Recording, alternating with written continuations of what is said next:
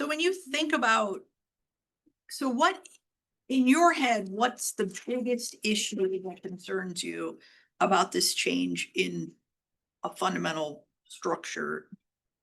So ultimately, it's that we want to think about what policies lead to the organizational structures that lead to the best health of the population. Let's say that's a overriding concern in healthcare is we want to know, are we getting it right? Is there something we should be doing that could lead to better health outcomes?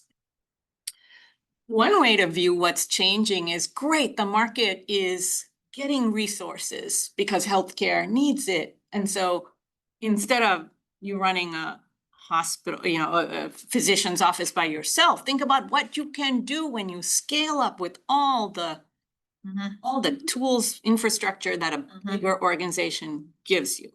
So that's great. On the other hand, we're also concerned about maybe, and that's where a lot of the rhetoric and some of the evidence is that this may not be all good.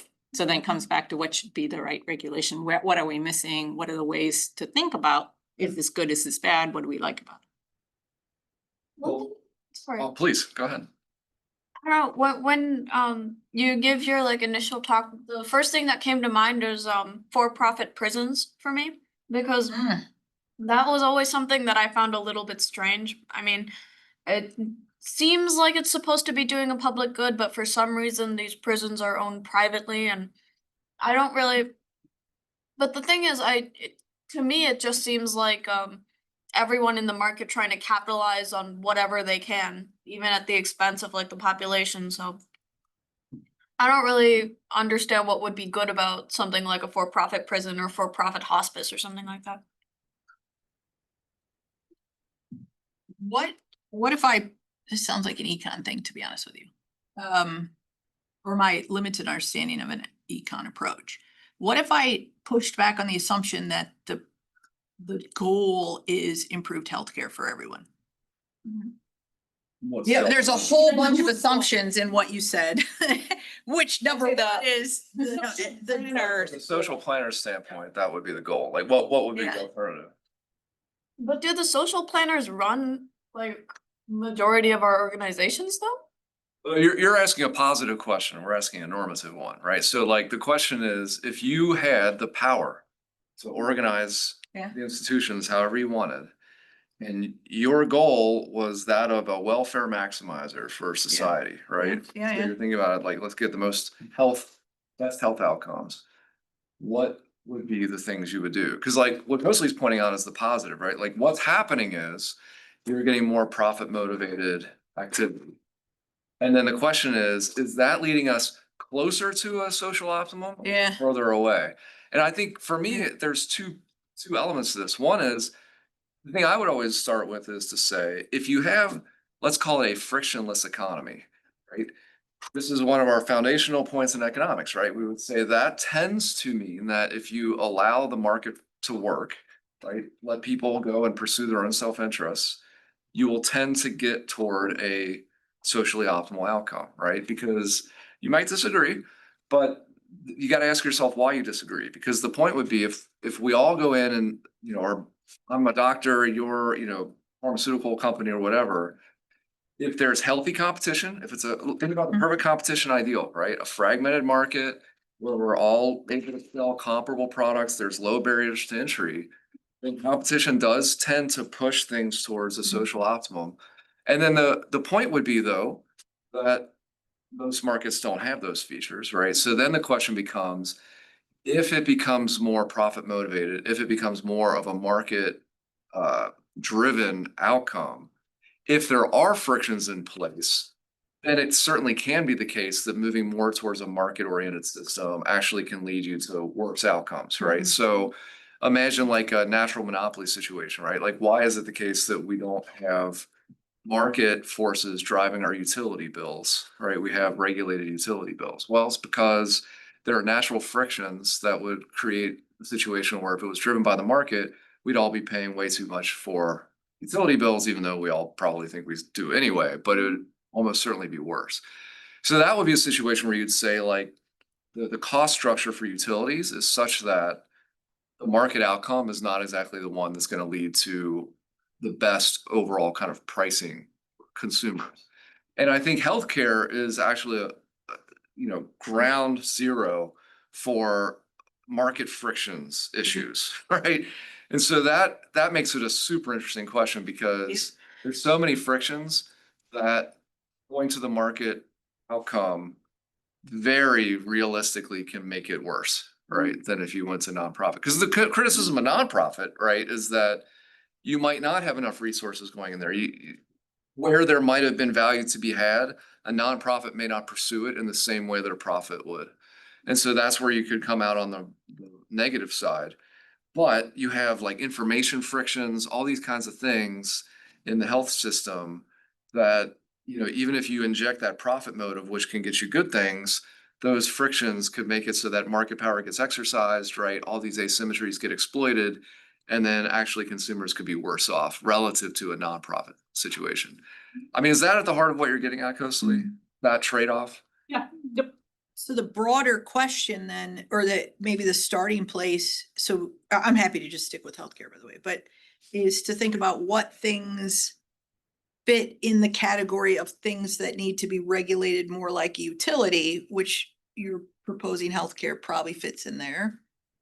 And which things in these type of new structures, we should just be hands off and allow a competitive marketplace to rise until maybe we discover the frictions or whatever, and then we step in, almost like Ma Bell, Correct. which worked and worked and worked, and then everybody went, uh-oh, regulate, and then everyone, uh-oh, don't regulate. I mean, it's intriguing. Yeah.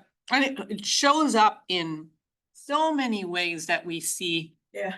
controversy around. So in Terre Haute right now, there has been several years a controversy about a proposed merger of two hospitals. Yeah.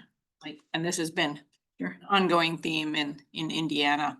Our healthcare prices are pretty high. Hospital prices in Indiana are especially high. People point to limited competition. Yet every time a hospital goes to the state legislature, they're saying, if you don't let us do this, we're gonna have to close. Right. So But then are you basically saying that a key issue, at least in Indiana, is just the classic market concentration issue, right? That like it's not even about, the kinds of things I feel like people often bring up in healthcare are things like price transparency, things like that could lead to, that's often what people point to in terms of why hospital prices are high, right? Because people don't even know what the hell they're being charged. But there is this other element that's more of an antitrust issue, right? some people say it doesn't matter that I don't know hospital charges. What I care about is whoever is designing Indiana University's health insurance plan knows Correct. what needed to be. Yeah. That level of transparency. And then, yes, it's up to IU to incentivize me to go to the places that have lower out of pocket, but really. So I mean, is it a cost driven issue, right? Say these hospitals are telling the truth, right? Like if you don't let us merge, I'm out. What that suggests then is that maybe the market can only handle so many hospitals efficiently. And if that's the case, then you're moving more towards a natural monopoly type argument, right? Because then you say, okay, well, if we can only handle one hospital in this giant region, otherwise it becomes very inefficient, then we have two choices. We can let the market prevail and that hospital will emerge and then charge monopoly prices, or we can come in and try to impose regulation. We say it's efficient to have one hospital, but we're gonna come in and put pricing controls. And that's what Indiana has also.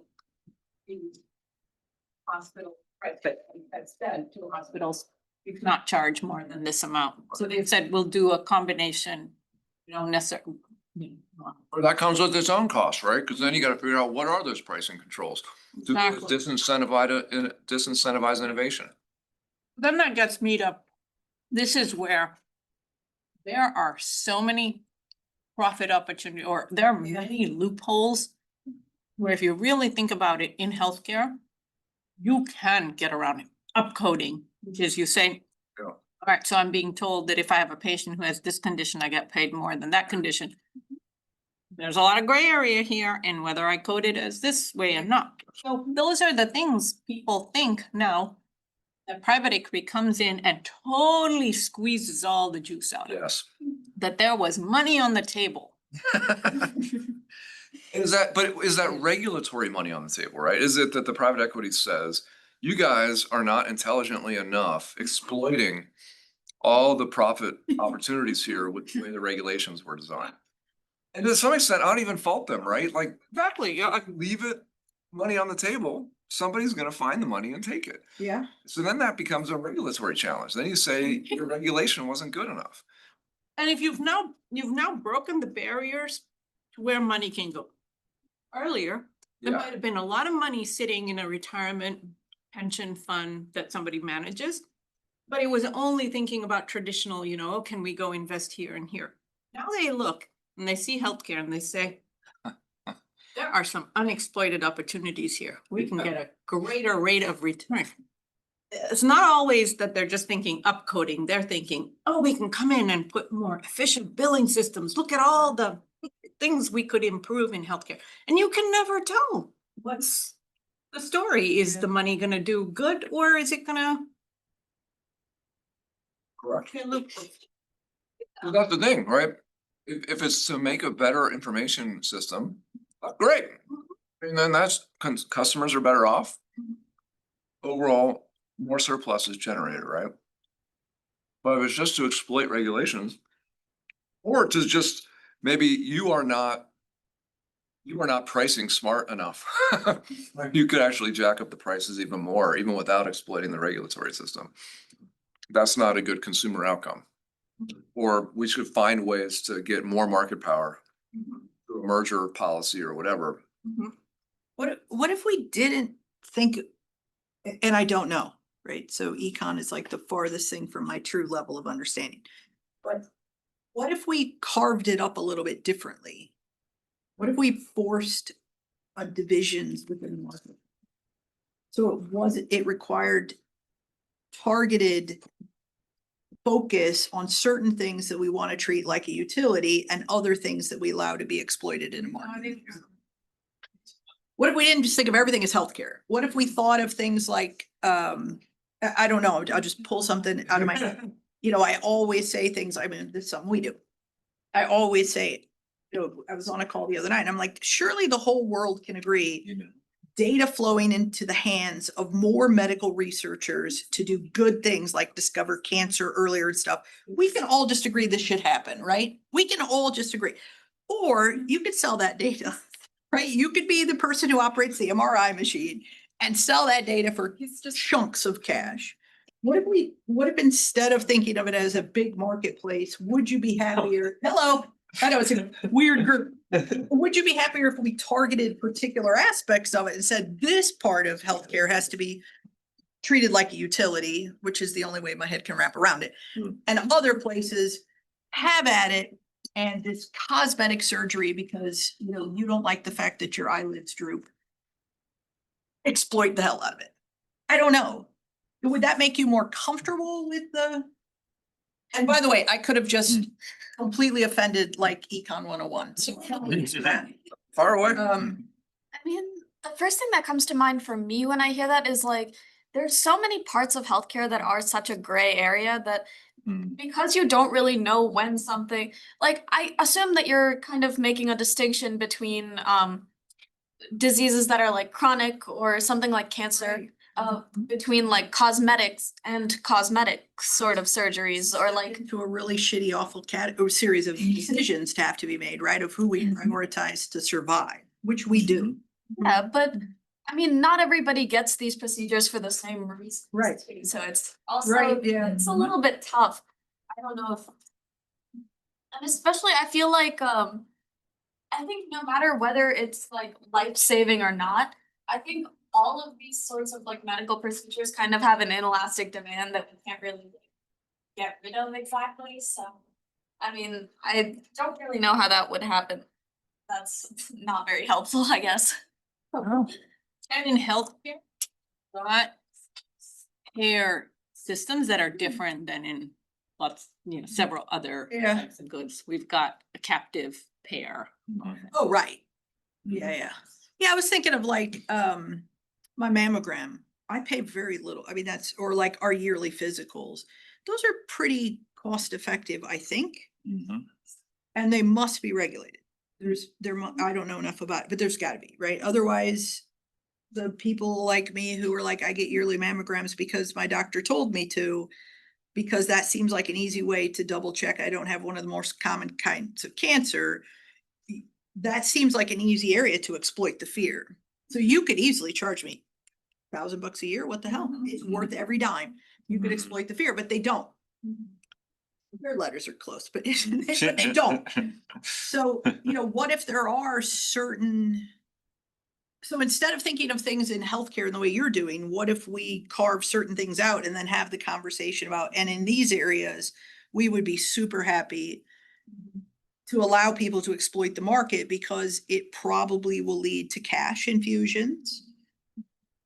Hopefully better stuff. But the reality is the have and the have-nots, the haves are gonna have better healthcare in these sort of niche areas, and the have-nots are not, just not. I Mhm. mean, that's the evil thing. But we, like it or not, healthcare already does that. Mhm. We score people, sorry. The Mhm. odds of you taking care of this new transplanted organ are 0, and this other person is younger and gonna do better, and you get the organ. Yeah, Mhm. yet another argument for universal healthcare. Yeah. Right.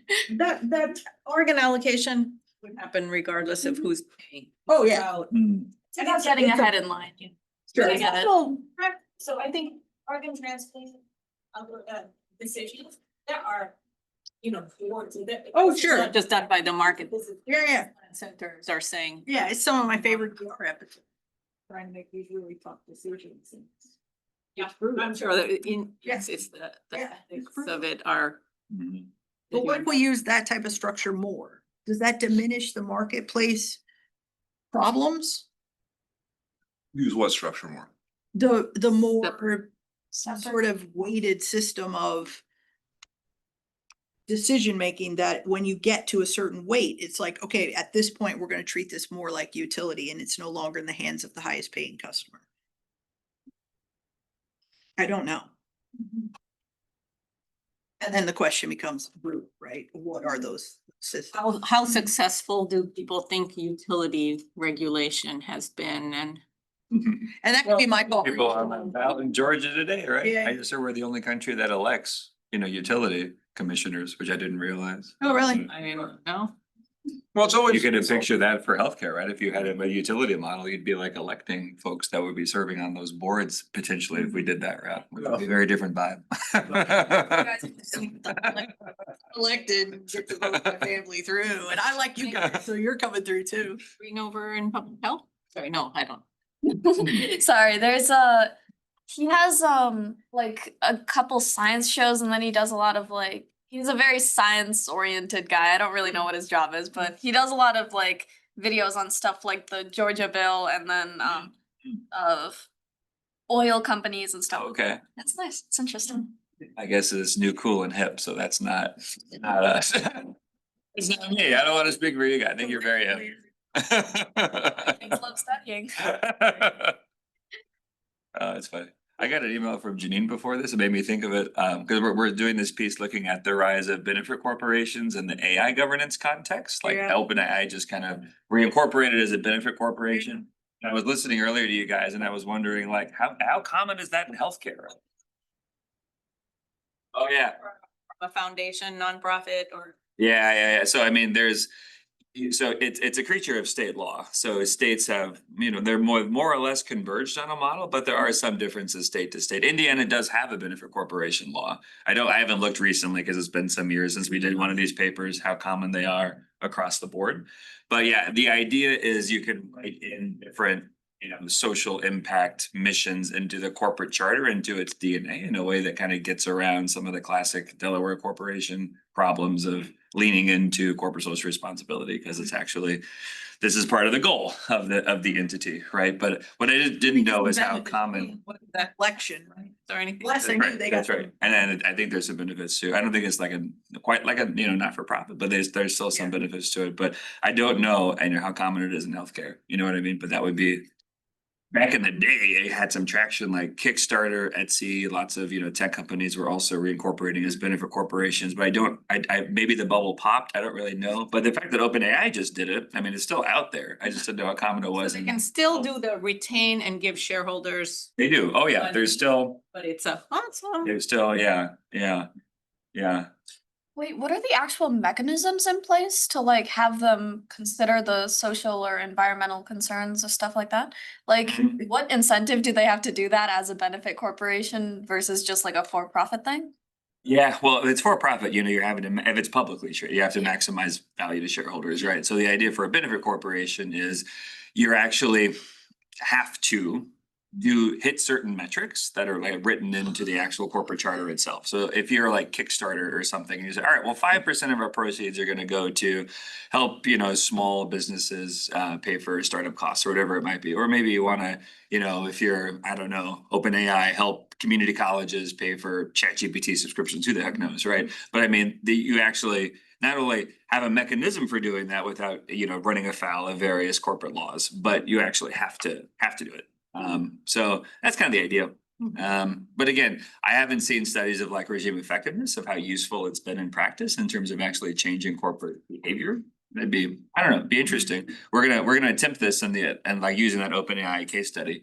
But yeah, anyway, I didn't know how common it was in health. In healthcare, it's been the nonprofits and the for-profits, and most research says Yeah. that the nonprofits behave like the for-profits. They're just Yeah. out to, I'd imagine. they Right? wanna have, a larger footprint of the hospital, something, so they I hear you. make money, they don't give it back to shareholders, they build another wing. They just build another way. Want to. Yeah.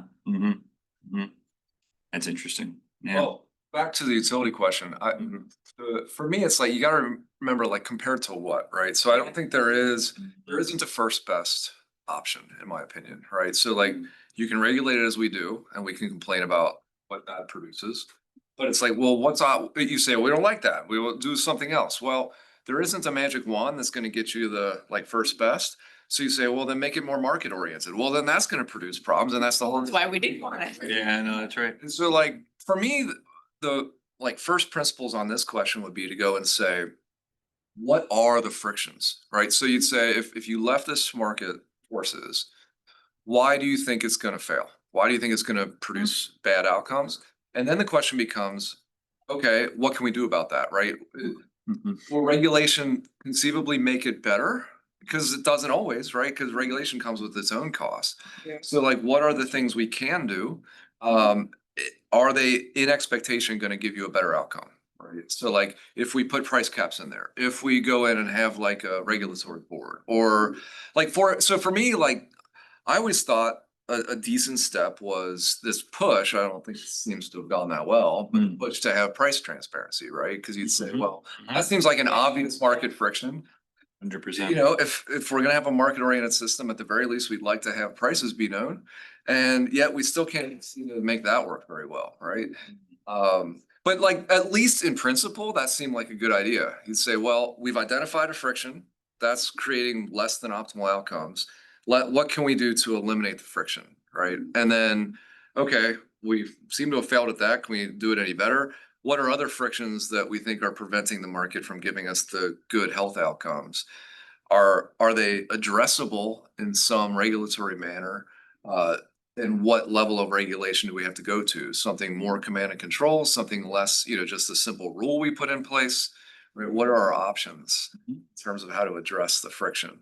Because for me, like, the thing I always worry about is that there's also another point of view where people come in and they say, the presumption is to regulate, right? And then what do we do beyond, what do we allow the market to deal with? And I guess for me, it's like, I think the status quo should be people are allowed to do what they want, and then ask ourselves, why might that create bad outcomes?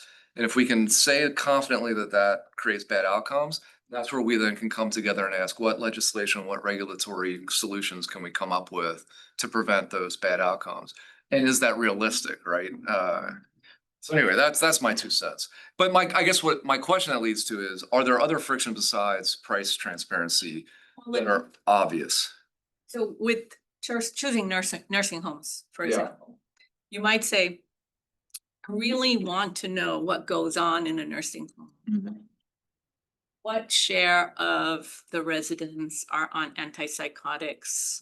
What's the staffing like? What are, lots of things you wanna know because you'd love to have a camera in when you have a, you know, loved one in one of these homes. Mhm. So you wanna know ahead of time, and it's hard, the private market doesn't necessarily provide those. So the government goes in and says, I'm going to have not price transparency, but I'm gonna have quality transparency. I'm gonna have all these star ratings, and I'm gonna have nursing home compare, and then there's of course gaming around exactly that, but that gets to the second best, like the utility, like, is it better that we have it versus not have it? And this, we can quibble that there are problems. Here's my question, why is the market not delivering? So why, you would think that if I had a nursing home and I wanna get business, I would, if I have I Yeah. would be incentivized to create a situation where I can then advertise, we have great conditions, right? So It's a with great place to come. nursing homes, there are the ones that don't accept Medicaid. And they seem to do a good job advertising by saying, even though they themselves also will advertise more the meals because they think people say, even though I really should be asking about how staff is, oh, you have those meals, oh, this, you know, go with what's salient. But Mhm. many nursing homes are Medicaid paid, and there is just, I don't need to have people know my quality, I just want fault that they come here. So the irony is the problem actually caused by the regulation, right? Like, Mhm. you know, if it's because you're on Medicaid, It's because- which is a government program, Mhm. Mhm. is that the thing that's actually, Yeah. you know, destroying the quality incentive, right? If it was Yeah, ironic. like restaurants, let's say, if it was just, you're gonna pay for it yourself, no. Yeah, There's enough incentive for Yelp reviews. yes. See, this very, as someone with a mother who's at this age that actually is thinking about these things, right? Like, she's very keen. So what are the quality metrics? Right? I'm gonna leave my house. I'm gonna go to this place, is it any good? For sure. But he's footing the bill and, you know, there's a lot of cost to her if it's not what you expect. So in that sense, right, if she were the marginal consumer, then that would be a lot of incentive for the companies, for the nursing homes to like do a good job on quality and everything. But it seems like that's not what's going on because obviously that's not the outcome we're seeing. And that's the thing I'm trying to get at. It sounds like Medicaid might be a huge issue, like a huge driver as to why that's the case. And then the question becomes, okay, if Medicaid is like codified in our system, so that's not something we can really mess with. Like, can we tweak it? Is there something we can do in addition to that that helps bring the quality incentives back into the market? That would be the question. I know that for the purpose of this discussion, we've kind of been talking about like government impact as being just like regulation, but something that kind of came to mind as we were talking is what if rather than some sort of government regulation over like these sorts of healthcare businesses, you had some sort of governmental support, like for example, a commission like the Equal Employment Opportunity Commission, that you can take your case to them, and then if it's sufficiently bad, they will fight the case for you. So that way, because there are a lot of people that even if these conditions are happening, they don't have the finances or the time or the emotional availability to fight a case against them, and they also don't believe they can win because as you've said, like these are kind of the default places to go. But if we had some sort of governmental support, while that wouldn't be like an immediate friction on this like market, it would kind of be like, it would kind of de-incentivize at least some of these places from being like focusing just on getting as much profit as possible, because then they have to worry about like paying for litigation if this commission would come after them or something like that. I think like embedded in what you're saying is that what I think what you're advocating for is that there would be standard. Like, because that's a standard solution to these issues, right? You say if the market isn't creating high enough quality by itself, we impose standards, like these nursing homes have to meet these quality standards. And then what you're suggesting is then you have these other bodies that are out there that if you don't meet those standards, right? The average consumer has a vehicle to address, you know, the shortcomings. And I don't know like what the standards are. I imagine there must be some standards, but maybe they're not. Lots of lawsuits that Yeah, nursing homes face for Yeah. negligence. yeah. Maybe there's also those random surprise inspections and fines. Yeah. Yeah. But is there a consensus that like nursing homes just are too low quality? Like, so that is the, Yep, national. Like National Academy's report on it recently, just saying things are, nursing homes have very bad quality and it's a. and are there people out there suggesting that like we should have higher standards, that there should be, these are the metrics we should be focused on and they should be above these levels?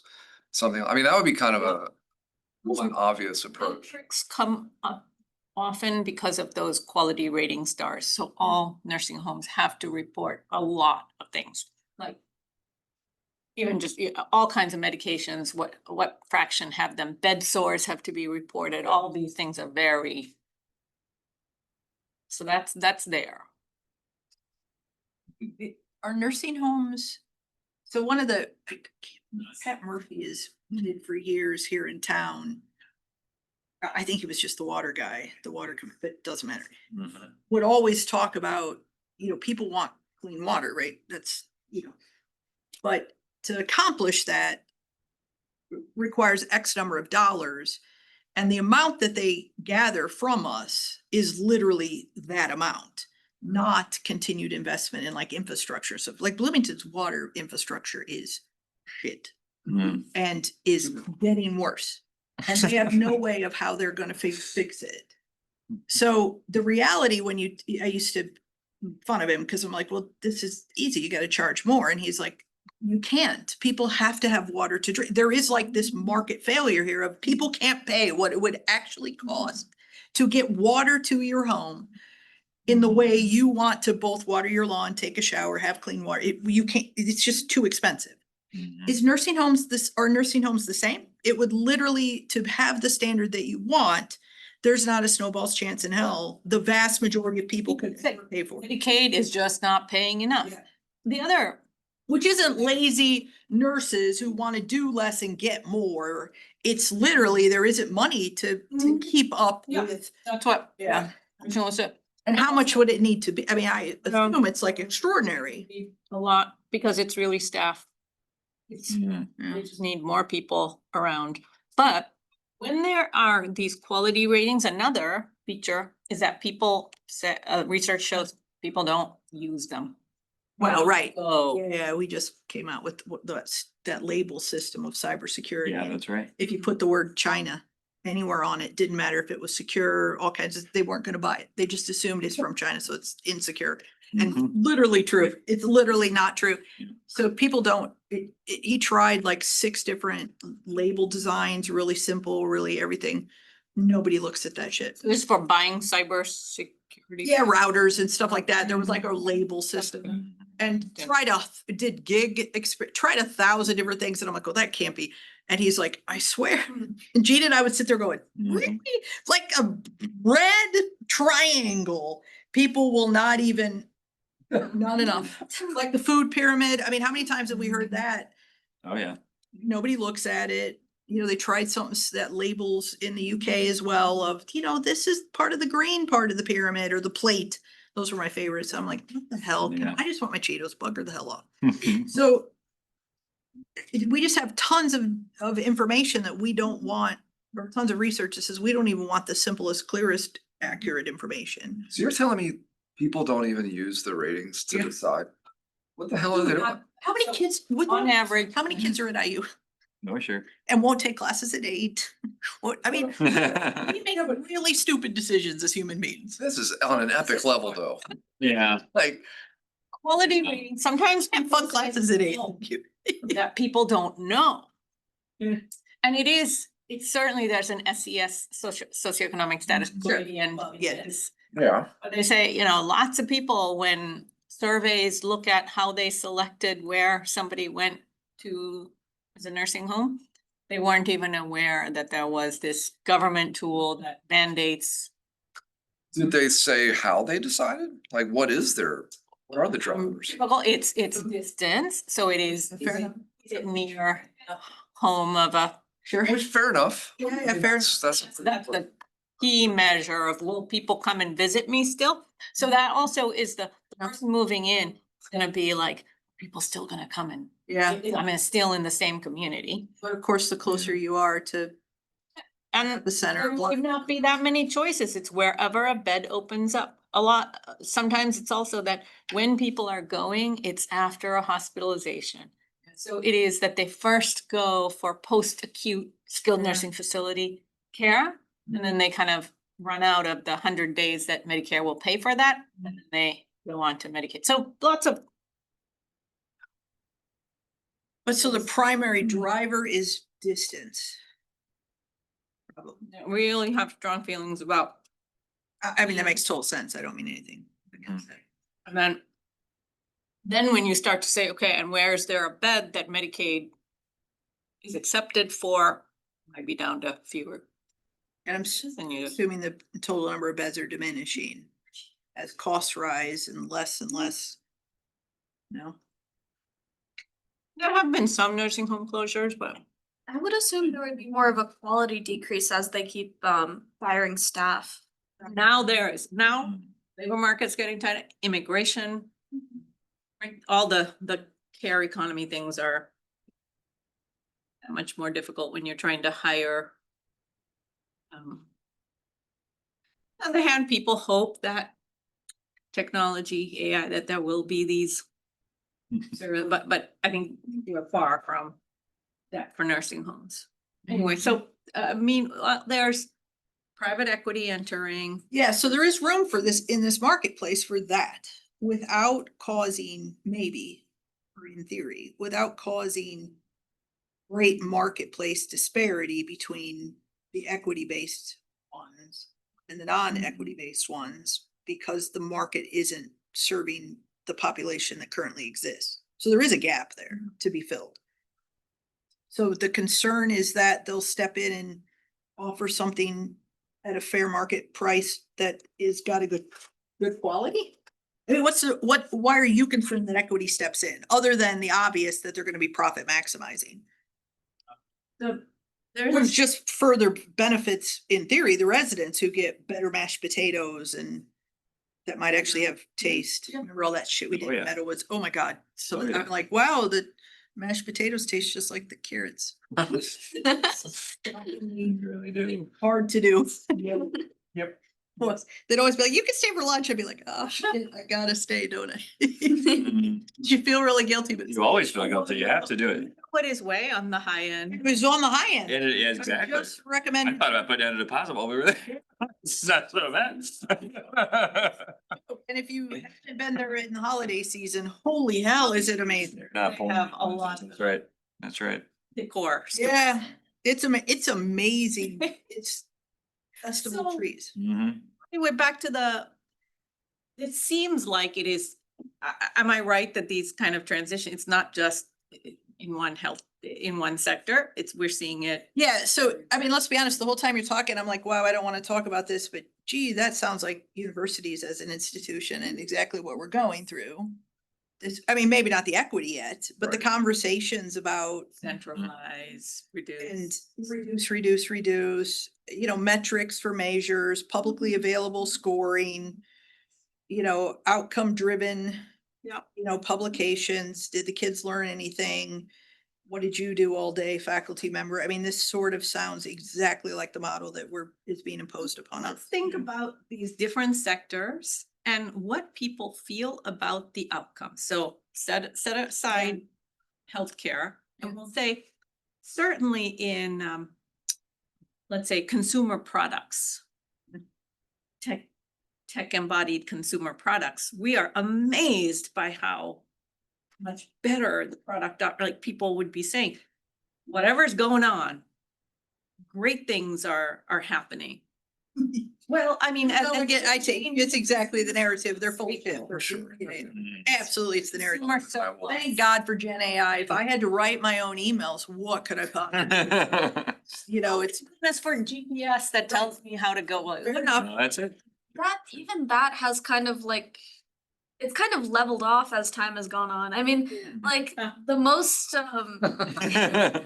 yeah, I mean, I just recently, Shop, whatever, yeah. Yeah, I just recently got the iPhone 15 and I switched from an iPhone 11 and they're practically the same they thing are to the me. camera. So, Yeah. yeah, it's, Storage and battery. If we say compared to 20 years ago, what are the different sectors and how much do we feel consumer surplus? And I'm gonna use this term, which isn't very econ term, but it's basically how much better off do I think I am from what I'm getting than what I was willing to pay for it. Yeah, just So I get so much more utility, more happiness out of using my iPhone than the whatever I'm paying for it, because I would have been willing to pay a lot more. Yeah. What it enables me to do to coordinate stuff. So let's think of other markets. Do we think, and even if we think there's all kinds of problems and things could be better in consumer electronics, we still would be saying, but it's still given us quite a lot. Oh, yeah. What are other markets where we think somehow the market by itself, these dynamics of, it's, people are deciding this ownership structure works better than that, and Yeah. has led to good things, and where healthcare seems the place everybody thinks like, no, we're not better in quality, but even there, gotta be really careful. There are a lot of things that objectively couldn't possibly have an answer of no, it's gotten worse. Like, Right. there's so many things we Yeah. had answers earlier, we've got medications, I mean. A lot of misperceptions. It's like airlines, right? Like there's always something to complain about. Like it's because when things go wrong, it's very salient, right? I think that's part of it is the negative experiences are really, really memorable. Wolf. And not so much with tech, right? Like your phone has a glitch, you go to the store and, you fix it, like your life goes on. Yeah, that's true. They're painful, but they're short. Right. And you can usually, in your own head, identify the potential duration of it. Correct, yes. So you can just say, Level if I stress. hold on X number of, yeah, that's true. They can't leave me in DC forever. They can try. Well, so I disagree with that generalization that totally get what you're saying about healthcare. We have tons of numbers that suggest prostate cancer, breast cancer. I mean, there's just shitloads of numbers that I get it. Gotten what we're paying for, I mean, we are Worth getting. every penny of it. Even if it's just something, I mean, as simple as an understanding of nutrition, as much as I can make fun of the stupid labels. Transportation, although I might agree with you with the air, but cars are safer or more efficient. Yeah, my dad talks about, look at this door when I slam it. When I used to slam a door, I used to have to use two hands. And I'm like, yeah, and you would die going 35 if somebody hit you. So, I mean, there is a trade-off. Oh, the airbag, I had to take it in because I said the airbag set off when I back. I'm like, I get it, but that $50 to reset it, when you actually do get in an accident and you need it, it's a pretty good thing. Seatbelt, I mean, so what else? Well, I'm sorry, I'm biased, education. I do think it's better. I think it's more accessible. I mean, there's all kinds of benefits for the system that we have back compared to previously, although we're working hard to put up and go backwards. I'd say hospitality too. Oh, yeah, fair enough. Like Airbnb, it's, Fair enough. Exactly. there are a lot of, Launching and. yeah. Yeah. Yeah. I mean, it depends on how long ago you want to look at, but we haven't talked this year. That's weird. Usually at some point in this room, it will come up. property, I mean, just the basic concepts of ownership itself. And I'm not sure that's an industry, but I was thinking like real estate, stuff like that, are massively different. I mean, there's 3 people in this room who couldn't have had a credit card 50 years ago, right? Mhm. And or certainly couldn't have owned, am I doing my math right? Or would have had real trouble getting a mortgage on your own, all kinds of stuff. So, you know, conceptually, certain things that are underlying these institutions are massively different. What else is like 1,000 times better? Lots of things. Computing, I mean. Oh, yeah, I mean, just computational. Yeah, like, everything. Photography. Yeah, yeah. It goes back to competitive. Yeah. That's the problem. It's easy to say the perfect world is something that's not easy. But a realistic feeling. Right. Like, how well are we doing? It's not sort of realistic. Right. I don't know where. Even health. But if I had like the perfect mind and could figure out the best way to do it, what would that have achieved compared to what we have achieved? I'm sure it would be better. But is it 10x? Is it 2x? Is it 1.5x? I don't know. That's an open question. I feel like there's this presumption that it's like 10x, but I don't think that's right. I don't think that's fair.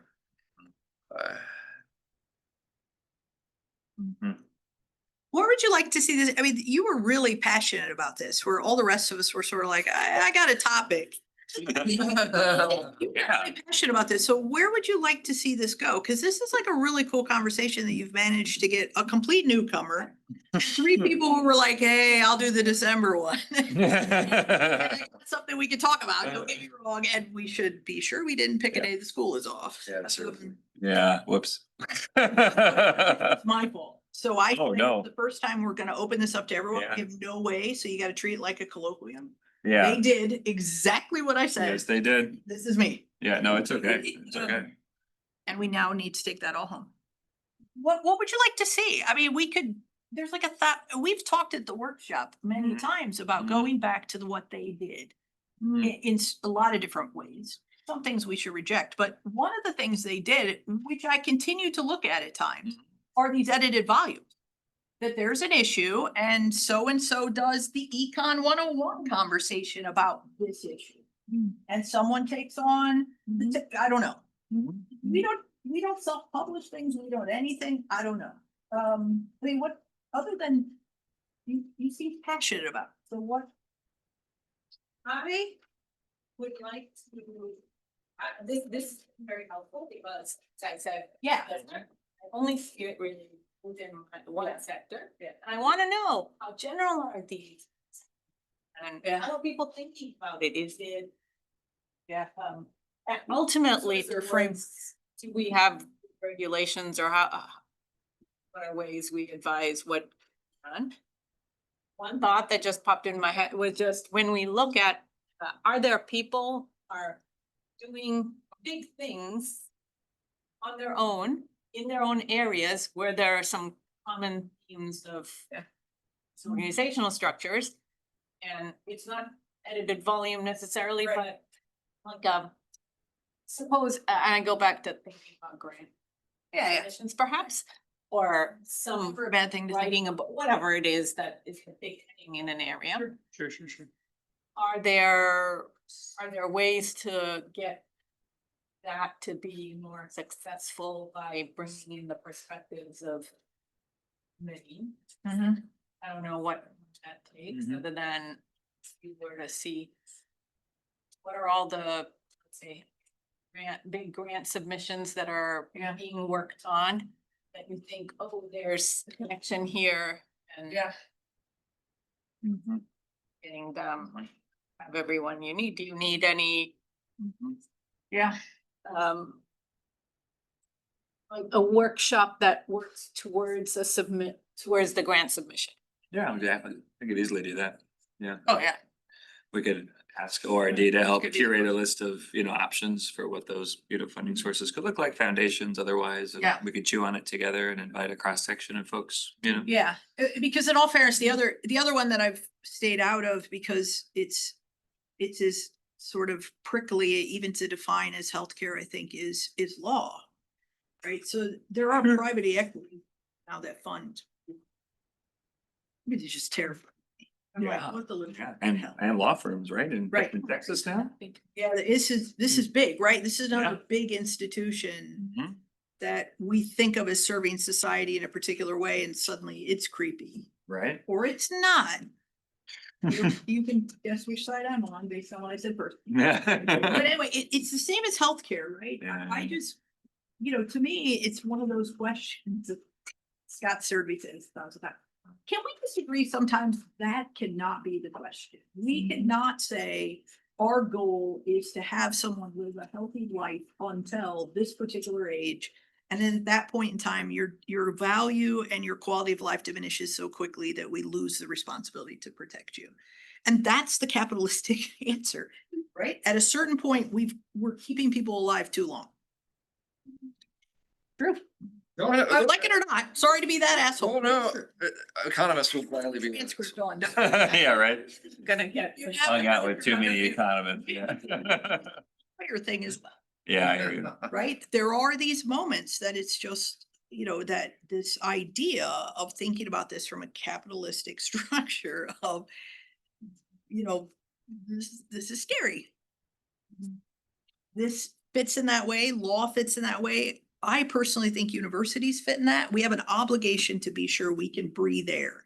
And if you only have 6 really smart kids figuring out how to do that, go forth and do this, please. We can't just have 25,000 business students, with all due respect. Sure. We have to still have other disciplines thinking about mankind, not just how I do a balance sheet. God love them, and I'm lucky to be where I am, and I benefit from that, so do not misunderstand me, but a university has a different, she hates it when I say this, by the way.